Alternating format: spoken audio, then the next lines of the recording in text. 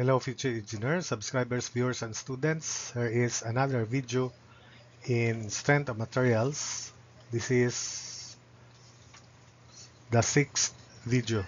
And in this video, I'll have to discuss moment of inertia of areas, then the product of inertia, and applications of combined stresses.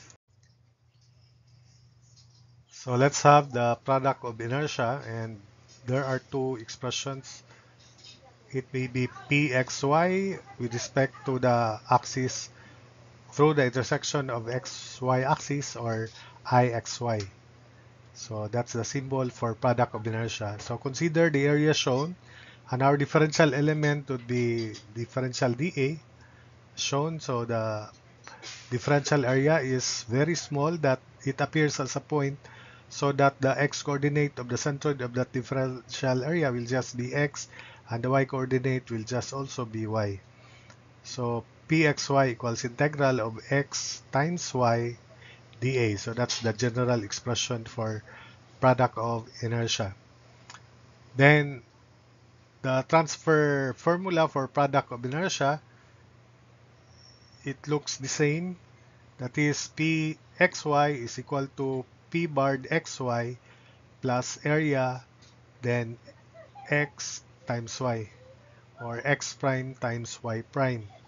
So that is, if we transfer the product of inertia from the centroidal axis to any axis. So let us say this is the axis x prime, y prime. The product of inertia of an area with at least one axis of symmetry is zero. So to illustrate this fact, let's consider a symmetrical T. The differential area in the left has a corresponding differential area at the right. In the left, the x uh, coordinate, or the x value, would be negative because it lies to the left of the y-axis, and the y is common, that is just y. Same is true with the differential area at the right. The value of x is positive x, y is common y. So that's why integral of negative x y dA, then plus integral of xy dA is 0. So that proves that if an area has at least one axis of symmetry, the product of inertia with respect to the axis of symmetry and the other axis is 0. So product of inertia with respect to xy axis is 0. So that's the idea. If it is a rectangle, the product of inertia with respect to the centroid is 0. So only the component area x barred prime, barred y prime will have a value for uh, product of inertia of that area when there is at least one axis of symmetry. So let's have this problem, and I'll derive the formula here. So derive the formula for the product of inertia with respect to the xy axis and the centroidal product of inertia of the triangle oriented as shown. So this is the orientation, and I'll consider a vertical strip so that the centroid of that vertical strip will be at distance x from the y-axis, while if the height of the strip is y, the centroid, of course, is half of the height from the x-axis. So I'll denote this as B, and that is H. So IXY, or product of inertia with respect to the XY axis, is integral of X, which is just X, then Y, which is Y over 2, the Y coordinate of the centroid in terms of Y, and the area, differential area, is Y dx. So integral of X, Y over 2, Y dx. Where Y is equal to the slope of this line, which is negative. It is down to the right or up to the left. So that's that has negative slope. In general, the slope is negative h over b, and since the equation of the line is y equals mx plus b, the y-intercept is h, which is 90. So I'll just denote that with b and h to generalize. So pxy equals 1 half integral of x, then y is negative h over bx from y equals mx plus y-intercept. The y-intercept is h, this one. Or another way is y as to b minus x, this is b minus x, equals h as to b. So that's why you can derive this expression. Y equals negative h over bx plus h, or interpret this as y equals slope negative h over b times x, then the y-intercept is h in general. Then since this is y square, so we have to square that.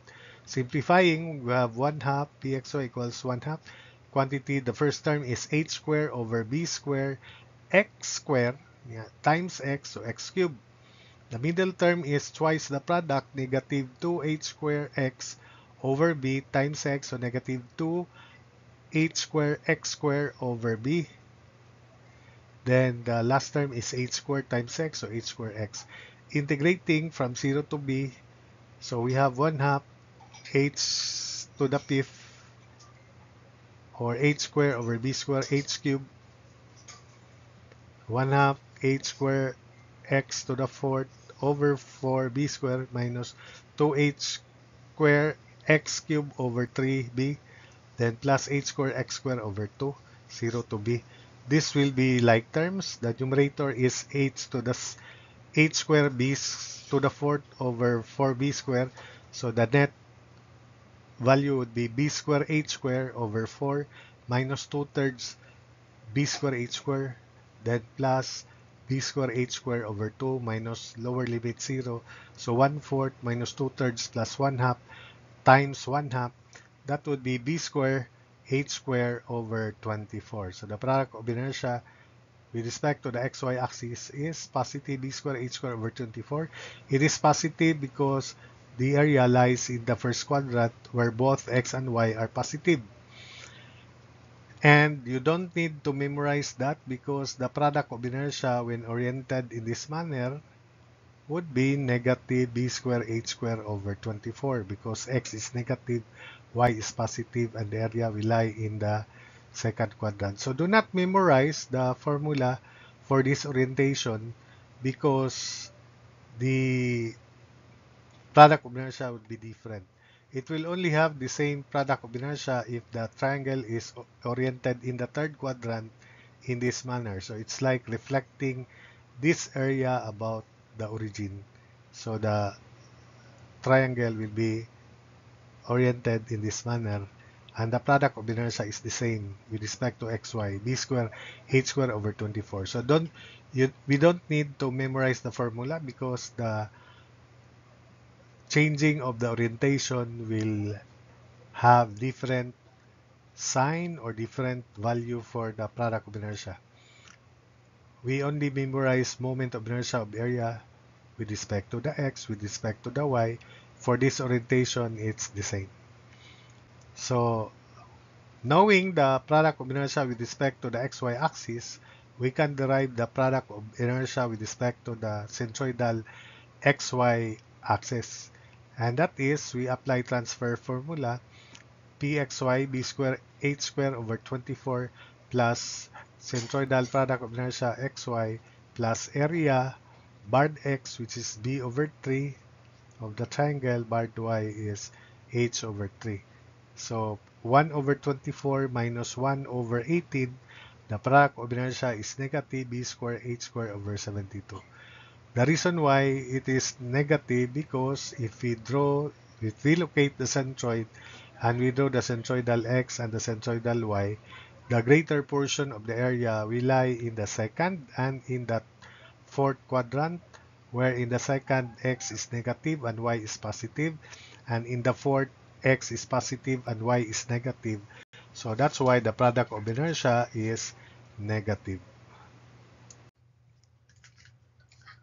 So for problem 2, derive the moment of inertia with respect to A, x-axis, y-axis, the centroidal x-axis, centroidal y-axis, and the product of inertia with respect to xy axis, and with respect to the centroidal xy axis under the nth degree curve shown when n is 2. So this is the curve y equals kx to the n and the area under the curve, and we will derive all the formulas for moment of inertia and product of inertia, both with respect to xy axis and with respect to the centroidal x and y axis or xy axis. And the guide will be presented as shown. So if we consider product of inertia, which is in this case, if the strip is vertical, so we have integral of x, then y is y over 2. So ix equals integral 0 to b 1/3 of y cubed dx if the strip is vertical. Remember, the moment of inertia of a rectangle is base dx height y cubed bh cubed over 3. So I hope that you know that. As civil engineering students, you should already know that. So h is k b to the n at this point. The coordinates of this point are b, x is b, and y is h. So that's why y, which is h, equals k b to the n. So k therefore is h over b to the n. So substitute into the formula, ix equals 1/3, then y, which is h integral 0 to b, then h over b to the n, x to the n quantity cube dx. Simplifying, that is ix equals h cube over 3b to the 3n integral of x to the 3n dx. Integral of x to the 3n dx is x to the 3n plus 1 over n plus 1. So h cube over 3b to the 3n quantity x to the 3n plus 1 over 3n plus 1 from 0 to b. When we substitute the lower limit, the lower limit will give us 0. And this is b to the 3n plus 1, which is written as, so h cube over 3 to the 3 times b to the 3n times b to the 3n times b over 3n plus 1 minus lower limit 0. So as I said, b to the 3n plus 1 is written as b to the 3n times b, so that we can cancel b to the 3n. The general formula therefore for ix is bh cubed over 3 quantity 3n plus 1. And if we check if n is 0, it is a rectangle. So when n is 0, we have bh cubed over 3, right? Ix is bh cubed over 3. If n is 1, it is a triangle like this. So Ix is bh cubed over 12. When n is 1, bh cubed over 3 times 3 times 1 plus 1, that's 12. So it checks. Then when n is 2, we have bh cubed over 3 quantity 3 times 2 plus 1. 3 times 2 plus 1 is 7 times 3, 21. So bh cubed over 21. Ix is bh cubed over 21. Then how about with respect to the y-axis? So with respect to the y-axis, same vertical strip, Iy equals integral of constant distance square, which is x, then differential area y dx. So Iy is integral 0 to b of x square y dx. Constant distance square, that's the original definition. Moment or radius of gyration square, constant distance square, which is x square, then differential area y dx. Replacing the value of y, which is h over b to the n x to the n. So we have integral 0 to b of x squared quantity h over b to the n x to the n dx. Combining x to the n and x squared, that's x to the n plus 2. So therefore it is h over b to the n, then x to the n plus 3 over n plus 3 because this is integral of x to the n plus 2 dx is x to the n plus 3 over n plus 3 is here to b. So we write this as b to the n b cube. Iy equals h over b to the n quantity b to the n b cube over n plus 3. Then cancel out b to the n. So the general formula for Iy is b cube h over n plus 3. So if we check when n is 0, it's correct. B cube h or hb cube over 3. When n is 2, b cube h over 5. When n is 1, b cube h over 4, which is correct. bh cube over 4 if you derive. So when n is 2, Iy is b cube h over 5. And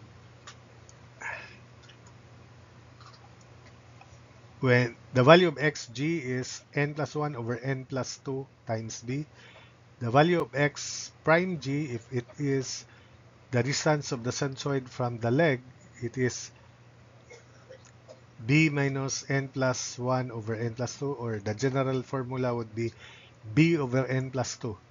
So from the right, it is b over n plus 2. Yg, on the other hand, is n plus 1 h over 2 times 2n plus 1. So n plus 1 h over 2 times 2n plus 1. So when n is 0, it is 1/2. It's correct. It is centroid of rectangle. H over 2 when n is 0. When n is 1, it is 2 over 2, so cancel 2. So it is h over 2 times 1 plus 1, so h over 3, which is correct for a triangle. When n is 2, 2 plus 1 over 2 times quantity, 2 times 2 plus 1, that is 10, 3 over 10, 3/10 of h. So that's correct, 3/10 of h when n is 2. So Ix, this is Ix, b cube x h cube over 21 equals I barred x plus area, which is when n is 2 is 1/3 base times height. Then the distance of the centroid from the x-axis is yg, and when n is 2, it is 3/10 of h. So that's why we have 3/10 of b, rather 3/10 of h. It should be 3/10 of h. So 1 over 21 minus 3 over 100 I barred x is equal to 37 bh cube over 2100. So we can verify that in the table later. Likewise, Iy, which is equal to Iy b cube h over n plus 3 equals I barred x plus area 1/3 bh times 3/4 of b quantity square. So 1/5 minus 3 over 16 is Ix of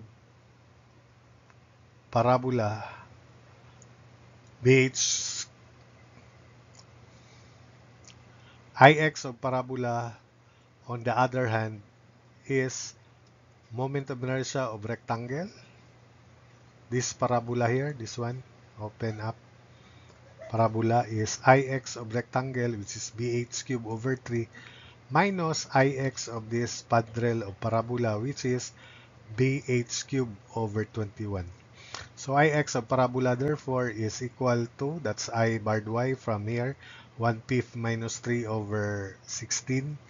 1/5 minus 3 over 16 is b cube h over 80. And Ix of parabola is 2 over 7 bh cube, which is correct when n is 2.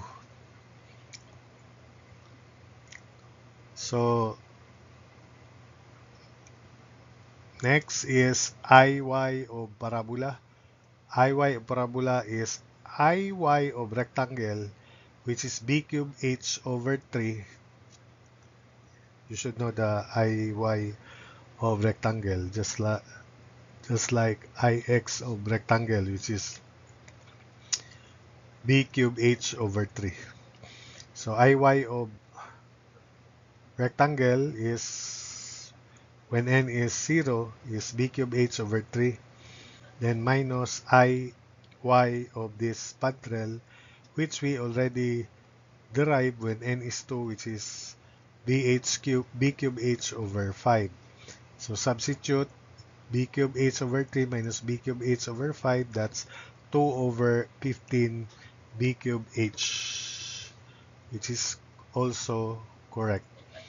Now, 2 over 7 bh cubed equals I barred x of parabola plus area 2/3 bh times distance of centroid of this imaginary parabola, this parabola here above.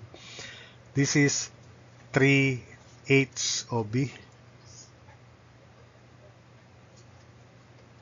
3/5. Sorry, 3/5 of b, because we're computing for r barred x. The distance along the axis of parabola to the centroid is 3/5 of h, while the distance of centroid of parabola from the y-axis is 3h of b. It will be mentioned or written later.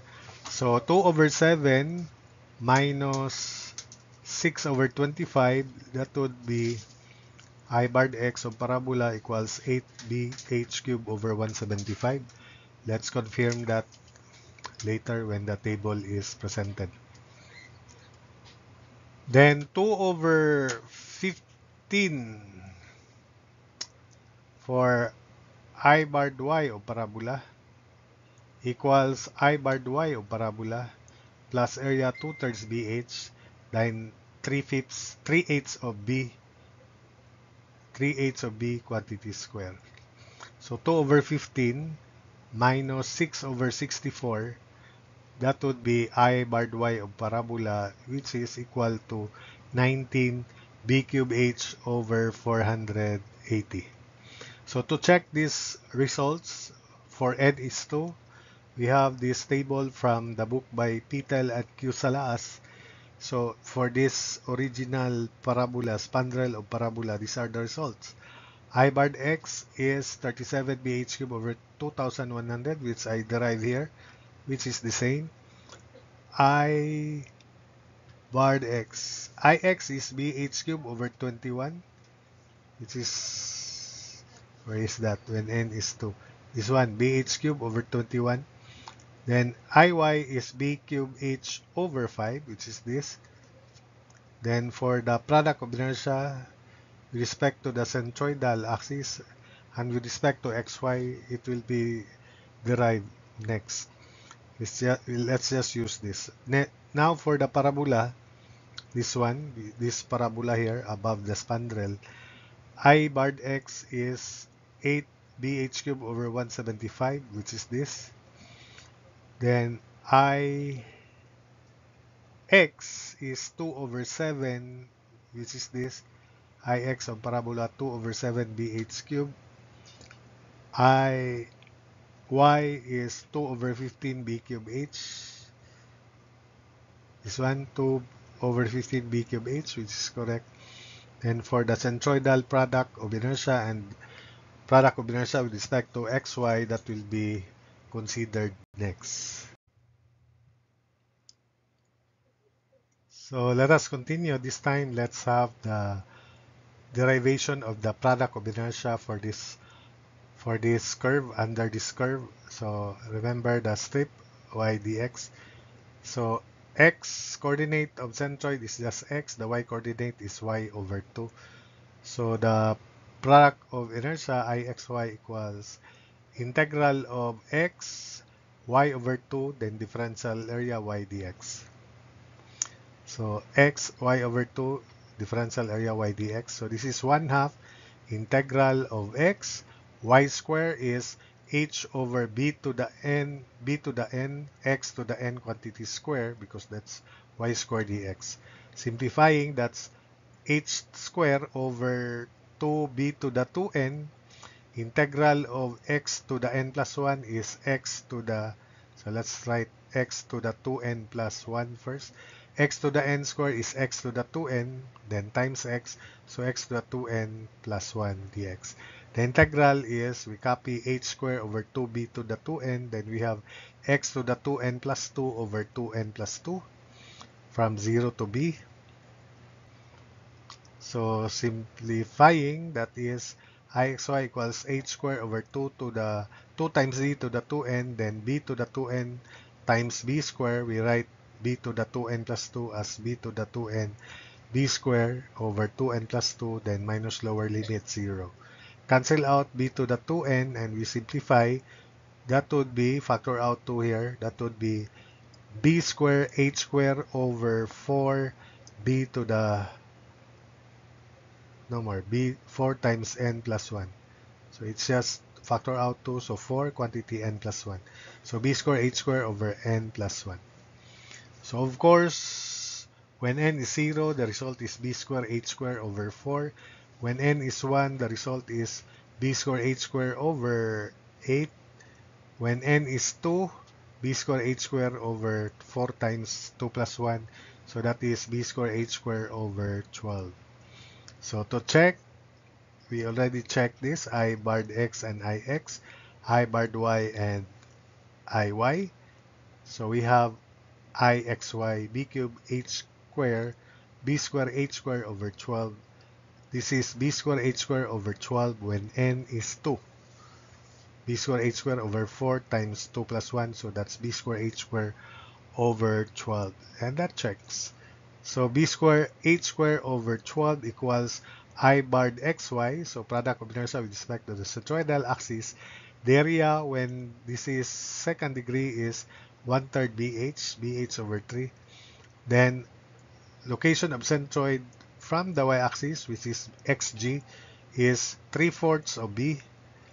Then the location of the centroid from the x-axis is 3/10 of h. If you can recall, the derivation of the centroid of this spandrel here is also in this playlist in statics. You just in statics playlist. So you just look at the derivation of barred x and or xg and yg for this spandrel of parabola. So 112 minus, cancel out 3. 112 minus 3 over 40.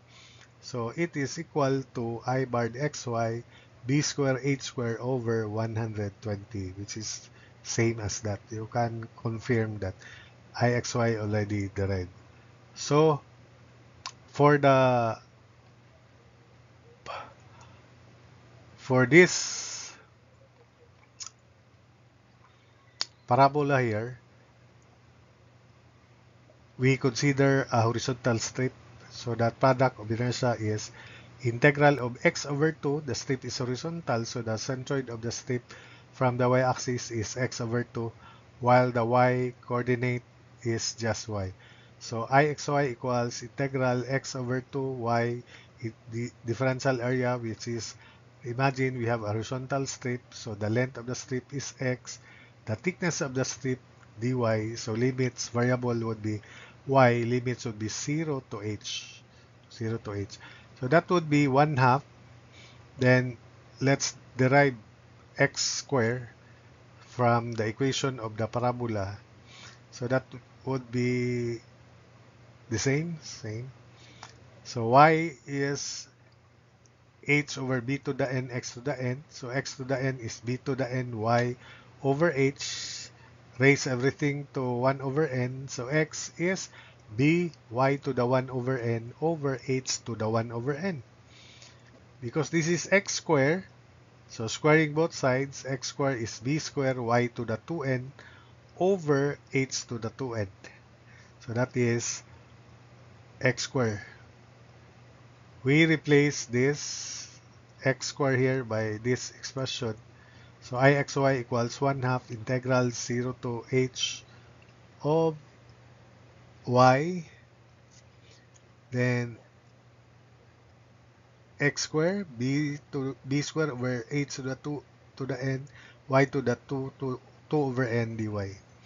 So that would be y to to the n, let's copy b square over 2h to the 2n. The integral of y to the 2n plus 1, then dy. That would be y, integral is y to the 2 over n plus 2 over 2 to the n plus 2, or b square over 2h to the 2n, integral 0 to h of y to the n plus 2 over n dy. So if we cross multiply, that is n plus 2 over n dy. Or that is 1 plus 2 over n dy. So ixy equals b square over 2h to the 2n, then quantity y to the n plus 2 over n plus 1 over 2 plus 2 over n.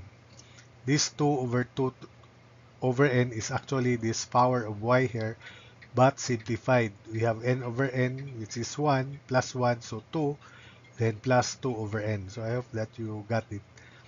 Substituting, ixy equals b squared over 2h to the 2 over n, then that would be h to the 2 plus 2 over n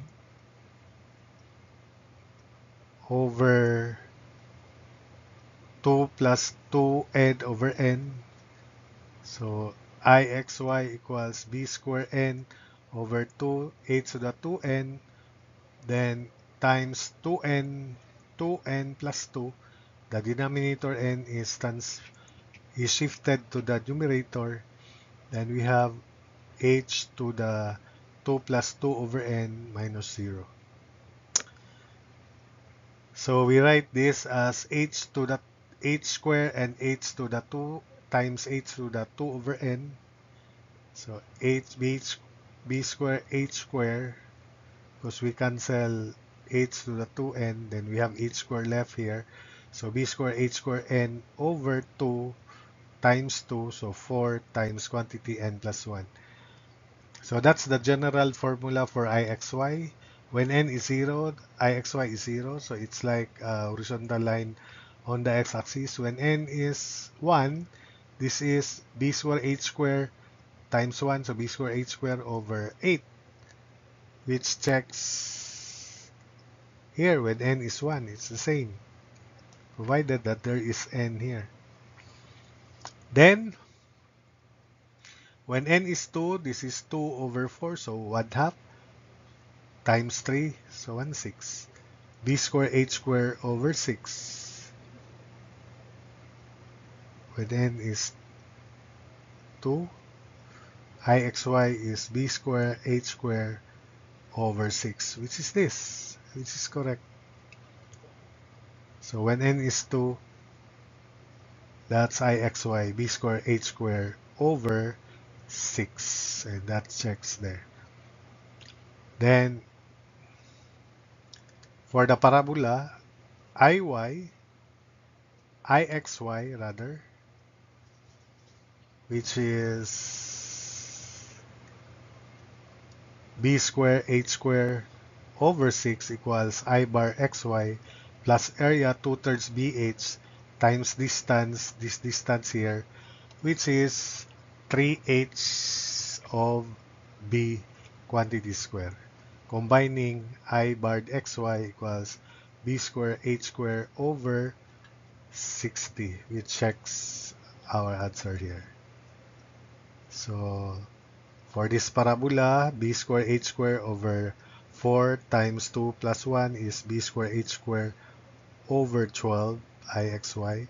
With respect to the centroid I barred xy, b square h square over 120, which is this.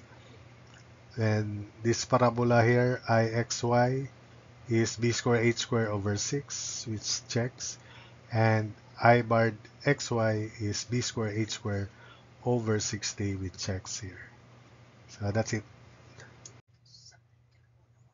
So problem 3, this is a problem taken in the, which came out in the CE November 2007 licensure exam. on combined stresses using the Mohr circle, of course. The beam in the figure shown is 20 millimeters wide and 120 millimeters deep, and point A is 20 mm above the center line of the beam.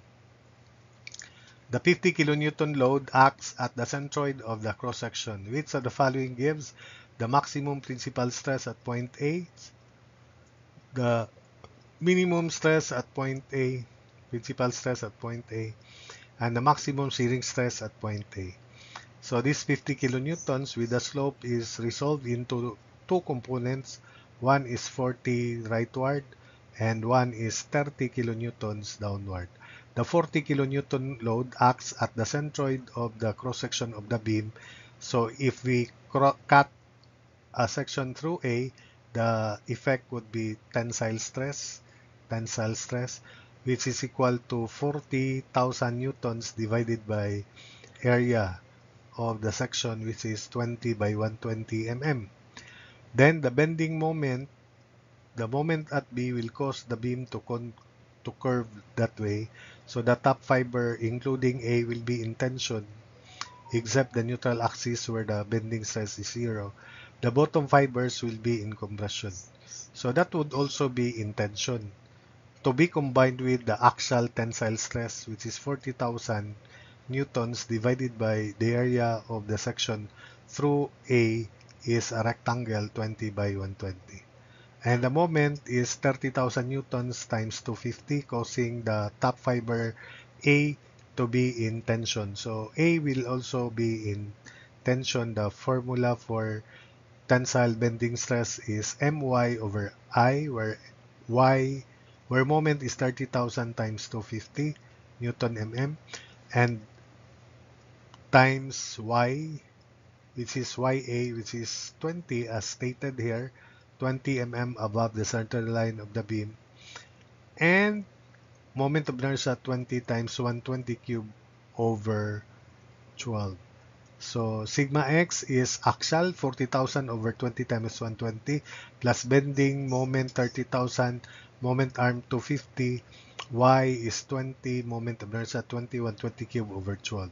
That will be axial tension and tensile bending stress, flexural stress. So the first term is 16.667 megapascals. The second term 52.083, combining that's sigma x sa A 68.75 megapascals tension, and sigma y is 0. There's no force that stretches A or compresses A. So sigma y is 0.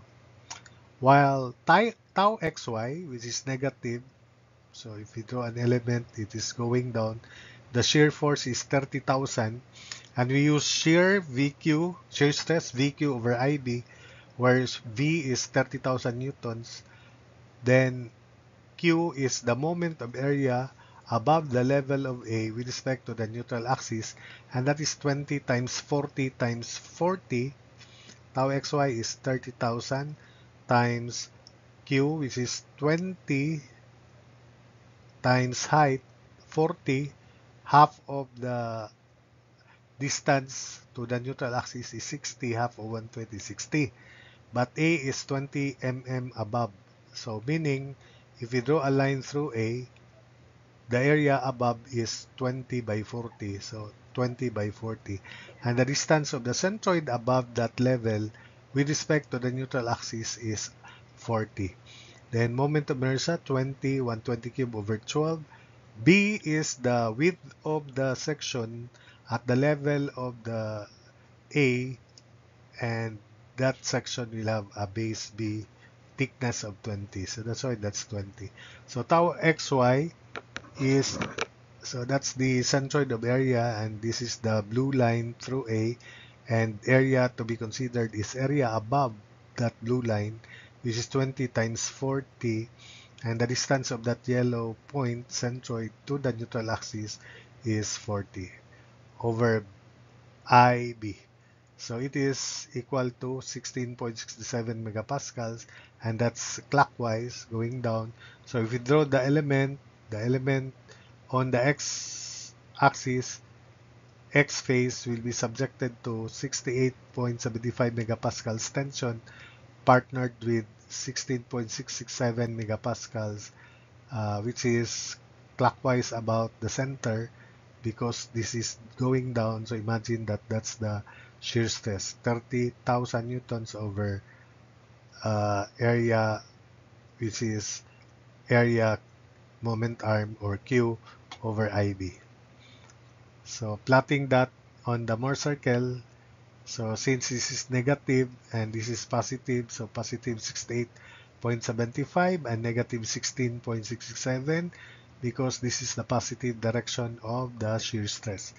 Then sigma y 0, which is this partner tau yx, which is negative. This is negative in that direction, 16.67. That's the center, which is half of 68.75. So 34.375, 34.375. This is R and that is 2 theta 1. So R from the figure is square root of 34.375 square plus 16.667 square. So the radius of the circle, which is the maximum in plane shear stress, is 38.202 megapascals. The maximum principal stress, therefore, which is here, is center 34.375 plus radius. So sigma 1, sigma max 34.375 plus radius 38.202. So that is equal to 72.58 megapascals, and that's tension. Then the minimum principal stress, which occurs here, simply center 34.375 going to the left, so minus R. 34.375 minus 38.202, sigma 2, the minimum principal stress at point A, negative 3.827 megapascals. Then finally, the maximum shearing stress at point A, since sigma 1 and sigma 2 have opposite signs, the maximum shearing stress at point A is still R, but what I mean is if we are asked for the absolute maximum stress, shearing stress, it is also equal to R because the signs of sigma 1 and sigma 2 are opposite. So R, maximum in plane shear stress, is also the absolute shear stress, the radius of the Mohr circle, 38.202 megapascals. So this is the last for this video. This is part 1 of strength of materials 6. Problem 4, a 50 mm diameter bracket securely fastened to the walls as shown carries the given horizontal vertical loads. Calculate the maximum normal stress at A, the minimum normal stress at point A, and the maximum shearing stress at A. So A is at the topmost point on the, if we call this the y-axis, that's on the y-axis, and if we call this the x-axis, so x-axis. So let's focus first on the effect of this 3.6 kilonewton load. So if we put a force here going down and a force upward, so this A here will be subjected to, there is a force going down, but point A is above, so supposedly this also causes what we call shear stress, but at point A the shear stress is 0. The other effect is bending. It's going down. You just drag it. There's bending, and bending stress causes the point A to be stressed in a maximum manner, m radius over I along X. And the other effect is torsional stress, which is going in that direction. Solid shaft, solid body. So the formula is 16 torque. The torque is 3,600 newtons times 150 mm, 16 times that torque over pi diameter cube. So the effect of this load again is 2 piecewise. One is bending stress, which is tension. So moment times radius over I. I is pi over 4 radius to the fourth. And the other effect is torsional stress in that direction, which is 16 times torque, and the torque is 3,600 newtons times 150 over pi diameter cube. The diameter is 50 also. So bending stress, tension along x, and torsion, which is in that direction. The effect of this 4 kilonewton load is we have uh, shearing stress, direct shear stress. Earlier, 3.6 is also shear stress, but point A happens to be at the topmost fiber, so that's why effect of 3.6 kilonewtons as a direct shear is 0. While for the 4 kilonewton loads, there is a direct shear stress because it is on the y-axis. So it is maximum also. We use VQ, where V is 4,000 newtons. Q is the moment of the semicircle about the diameter. Pi over 2.5 pi r square. And the moment and the distance of the centroid from the diameter is 4r over 3 pi. Remember that? Divided by I, which is pi over 4 radius to the fourth.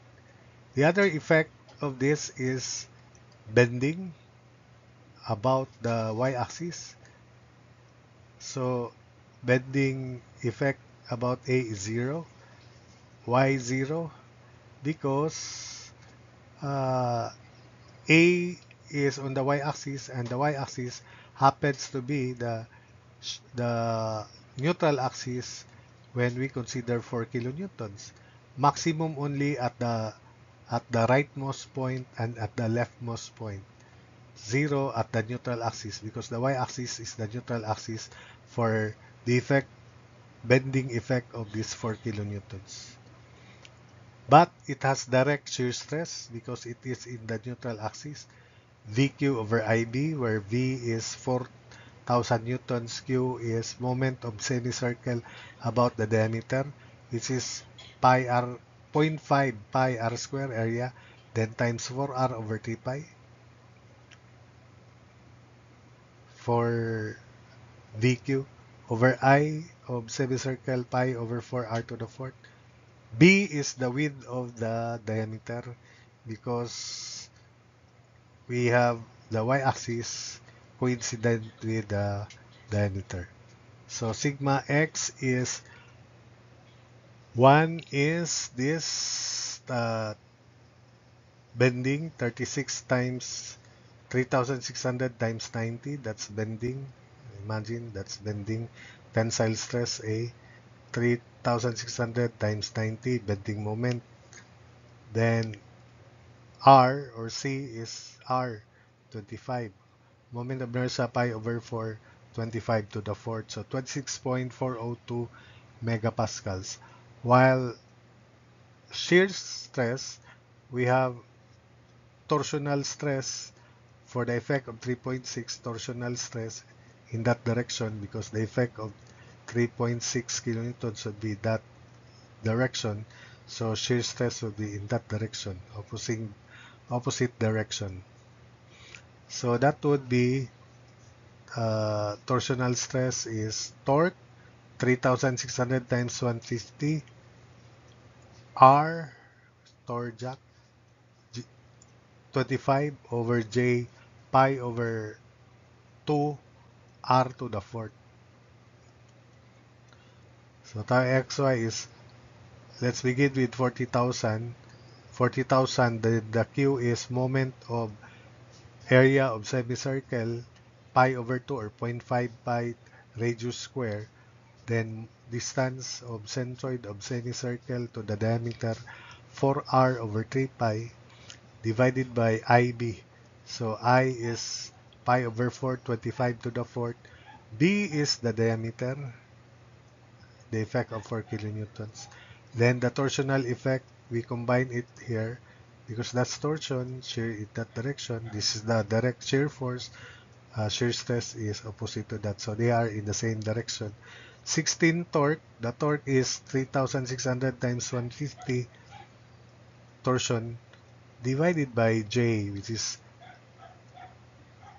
16 torque over pi diameter cube, the direct formula, when the lever arm is a solid right circular cylinder.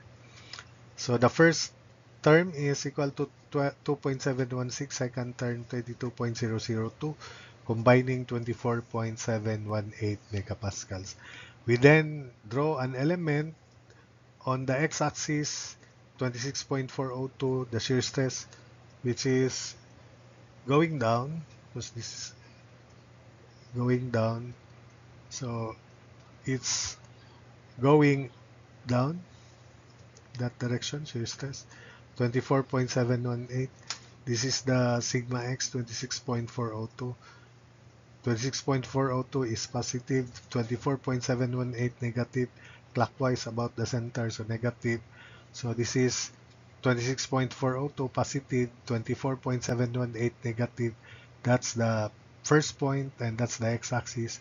Opposite to that is the other endpoint of the diameter, which is sigma y0, just like in the preceding problem, and only we have torsional stress, which is positive 24, shear stress rather, combined with torsion and direct shear stress, 24.718, which is negative there. Then sa y, 0 sigma y, but positive shear stress, positive 24.718. So half of the radius is 13.201. Half of 26.402 rather is 13.201. 13.201, that's 24.718. This is 2 theta 1. From the x-axis, we rotate clockwise to locate the principal plane or principal axis. So R